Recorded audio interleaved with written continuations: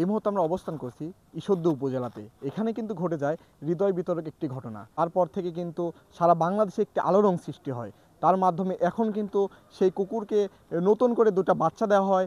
কালকে যা হচ্ছে গণমাধ্যমে কিন্তু প্রচুর ভাইরাল। কিন্তু এই মুহূর্তে আমরা যেখানে অবস্থান করছি এর পিছনেই কিন্তু সেই কুকুর বা ছানাগুলো বসবাস করে। এই মুহূর্তে আমরা কথা বলবো যে মা কুকুরকে দুটা কুকুর ছানা দেওয়া হয়েছে তাদের সংগঠনের সাথে। আসসালামু আলাইকুম। আমি শাহরিয়ার অমিত ঈশ্বরদিয়ান সামাজিক সংগঠনের মুখপাত্র। আজকে আসলে একটা আনন্দঘন মুহূর্তে আমরা দাঁড়িয়েছি। গত 3 দিন আগে যে বিভীষিকাময় অধ্যায় পার করলাম আমরা ঈশ্বরদীর মানুষ, কম বেশি পুরো দেশ কেন পুরো পৃথিবীই দেখেছে এটা। 8টা ছোট্ট কুকুরছানাকে বস্তাবন্দি করে হত্যা করা হয়েছিল ঠিক এই পুকুরটাতে উপজেলার।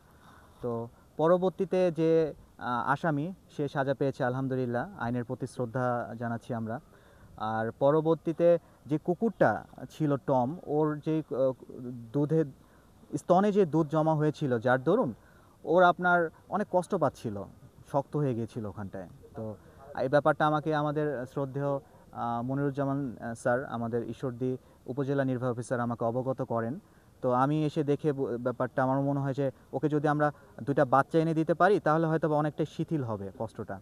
তো আমরা আমারই বাসায় পোষা একটা কুকুর আছে লালি, ওর 7টা বাচ্চা হয়েছে, ওখান থেকে আমি 2টা পিক করি, আমি রাফি, এবং পরবর্তীতে এটা নিয়ে এসে আমরা এই টমের দুধ বের করে ওর গায়ে ম্যাশ করে দিই যাতে গন্ধেও মনে করে এটা ওরই বাচ্চা। এবং আলহামদুলিল্লাহ আমাদের যেই মিশন এটা অনেকটাই সাকসেস হয়, ও মেনে নেয় কিছুক্ষণ পর।